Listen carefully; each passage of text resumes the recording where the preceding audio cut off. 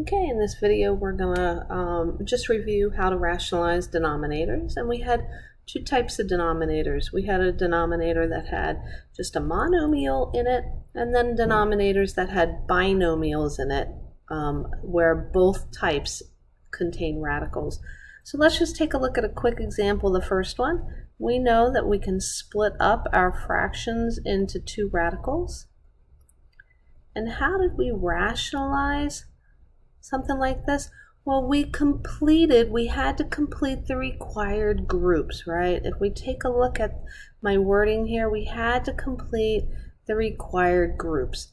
And what's required here? I have an index of 3, so I have to have groups of 3 for this radical to go away.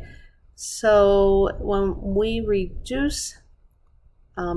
we factor 9, we get 3 times 3. And if you notice, I have only a group of 2. I need another 3 to get rid of my radical in my denominator. So I'm going to multiply by another cube root, and I'm going to add that required 3 to complete my group. So when I multiply the numerator, I get 3x. When I multiply my denominator, now I have my group of 3 3's, so I can pull one of them out. So I get the cube root of 3x over 3.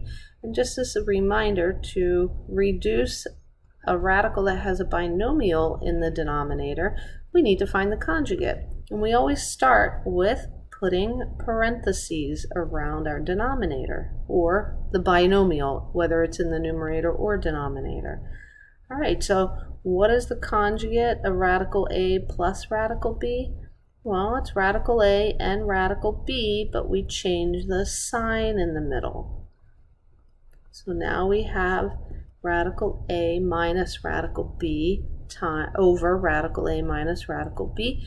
And remember, this fraction here, just like up above in this example, has to be the number 1, right?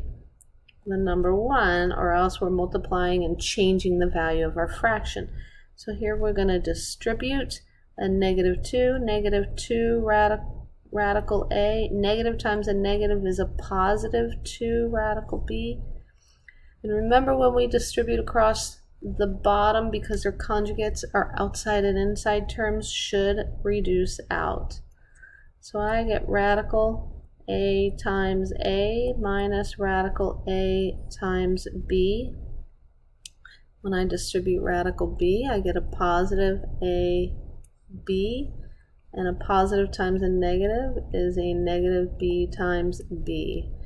And you notice these reduce out. So my numerator, 2 radical A plus 2 radical B. I have a group of 2A's, so I pull one out, a group of 2B's, so I pull one out, and that's my final answer. So that's a reminder of how to rationalize a denominator with a monomial versus a binomial. Monomials require us to complete our groups. Binomials require us to multiply by the conjugate. So if you get lost along the way, you can always go back and watch the videos from the 327 and the 330 lessons. But I'm going to try and do a couple of examples and hope that my time doesn't run out. All right, so the very first thing we always do when we have a fraction under a radical is we split our fraction up into two radicals. And here, this is a square root. I need groups of 2. Groups of 2. I only have 1 5 right now. So in order to get another 5, I have to multiply by the square root of 5. So when I multiply roots that have the same index, I can multiply the numbers underneath. So I get 3 times 5 is 15. That's not a 3 and 5 don't give me a group of 2. So in the denominator, though, I get 5 times 5, which is a nice group of 2 5s. So I can pull one of those 5s out to reduce, and I get radical 15 over 5. All right, so how would we work the second one? Okay, again, this is a square root, right? The index is missing, so it's 2. I'm looking for groups of 2. Well, I notice I have a group of 2. The first thing I should always do is look, are my radicals simplified? No, they're not. I've got 2 groups of 2, because that 2 times 2 is 4, in 5x's, so I'm going to pull those 2 groups of 2 out. And I have 1x left over. And I have 1 group of 2 in 3y, so I'm going to pull 1 group out, and 1y is remaining. So now I'm looking for my groups of 2, and I notice I only have 1 y. To get another y in the denominator, I need to multiply by radical y, so I get 2 y's in my denominator. So I get x squared radical 5xy in the numerator, and I get y times the square root of y times y. And here we go, we have our group of 2 now, so I can pull one of them out. So I get x squared radical 5xy over y times y. When I pull that group of 2 out, I get y, so it's y times y, so now I have to multiply those, and I do that by adding exponents, so I get y squared. Okay, this problem relates to number 7 and number 9. I'm looking for cube roots now, and I notice that I don't have any groups of 3 in any of my radicals. 7 is prime, and I only have 2 x's. 4 is 2 times 2, and y times y.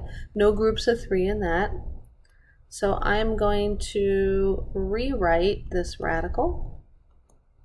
So I know how many I need to add to finish my groups in the denominator. I'm going to factor my number into 2 times 2 into its prime factors, and y times y. And I notice I only have 2 2's and 2 y's. So to get another one, I'll have to multiply by the cube root of, I'm going to add a 2, and I'm going to add a y. Add a 2 and add a y. Okay, so don't forget your cube root, because I am looking for, right, my index says groups of 3, groups of 3. All right, so when I multiply in the numerator, I get 2 times 7 x squared y, and that's a times in there, 2 times 7. And when I multiply my denominator, I get 2 times 2 times 2 times y times y times y. I have no groups of 3 in my numerator, so I'm going to just multiply the 2 and the 7 to get 14x squared y. And in the denominator, I notice that I have 3 2's and 3 y's, so I can pull 1 2 out and 1 y out to get 2y in my denominator, and that's my final answer. Okay, this next problem is very similar to problems number 2, 4, and 6. Here we notice that our denominator is a binomial instead of a monomial, like in the above examples. So I should start off by putting parentheses. So I need to find the conjugate so that I can eliminate my square root in my denominator. So I'm going to start off by finding the terms, right? I have a radical 6 and a 5, and over here I have a plus, so over here I have to have a minus. And remember, I have to multiply by the number 1 or else I change the values of my fractions. So this is a negative radical 3 that we're going to distribute. A negative radical 3 times a positive radical 6. Let's say 3 times 6 is 2 times 3. So I notice I have a group of 2 3's. And then a negative radical 3 times a negative 5 is a positive 5 radical 3. So when I multiply, I like to do all my factoring when I multiply if I know that I'm going to have a group of 2. So now I'm going to multiply my radical 6, distribute that across both of these terms. So I get the square root of 6 times 6 minus 5 radical 6. And then when I distribute my 5, I get plus 5 radical 6. And then a positive times a negative is a negative. Negative 5 radical 5. All right, so now we have a group of 2 3s here, 2 6s here, and I think that's all. And I notice that my negative 5 radical 6 and my positive 5 radical 6 reduce. So I can bring one of these 3's out and one of these 6's out. So I get minus 3, right? I cannot drop my negative sign. I have to remember that. Minus 3 plus 5 radical 3 over 6 minus 5 radical 5. And that will be my final answer. And then number 8 is our last example. We should have plenty of time to finish. All right, so I start off by putting my parentheses. And then I need to find my conjugate because I notice I have 2 terms in my denominator. So my conjugate will have both terms in it, right? 4 radical 6 and radical 3. 4 radical 6 and radical 3. And then I notice here this is a negative, so I have to have a positive for my conjugate. There's a lot of multiplying in this one, because I have a binomial in the numerator and in the denominator. So when I multiply 2 radical 6 times 4 radical 6, I multiply the numbers out front and then the numbers underneath. So that's 6 times 6. There's a number out front of this one. Don't forget, it's a 1. So 2 times 1 is 2. And then 6 is 2 times 3, and then 3. Now I'm going to multiply my square root of 3. So I get, there's a number out here too. 1 times 4 is 4. 6 again is 2 times 3, and then I have a 3. And then my last is 1 times 1 is 1. I have a 3 times a 3. Okay, so underneath I need to do the same thing. I'm going to FOIL, distribute my 4 radical 6. So I get 4 times 4 is 16, and then I get 6 times 6. And now there's a 1 in front of this, so 1 times 4 is 4. And then 6 is 2 times 3 times 3. And then when I distribute this, I get minus 4. 6 again is 2 times 3, and then we're multiplying that by 3. And then a positive 1 times this negative 1 is a negative 1. So I get radical 3 times 3. So what does that give me when I start reducing? Well, I have a group of 2 here, a group of 2 here, group of 2 here, a group of 2 here, group of 2 here, here, here, and here. I'm going to need to take those out.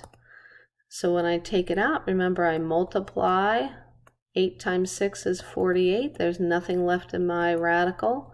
I'm going to take this 3 out. 2 times 3 is 6, radical 2. When I take this 3 out, 4 times 3 is 12 with a radical 2. And when I take this 3 out, I get a positive 3. Nothing's left under the radical. Here I get 6 times 16, which is 96. And what do I notice about this? I have 4. Let's see, let's go ahead and take it out. We have 12 radical 2, and then we get minus 12 radical 2, and then we're taking a 3 out, so we get minus 3. And I have a positive 12 radical 2 and a negative 12 radical 2, so they reduce. So in my numerator, I have these like terms. So 48 and 3 is 51. 6 plus 12 is 18, radical 2. And then my denominator, 96 minus 3, is a 93. And I think all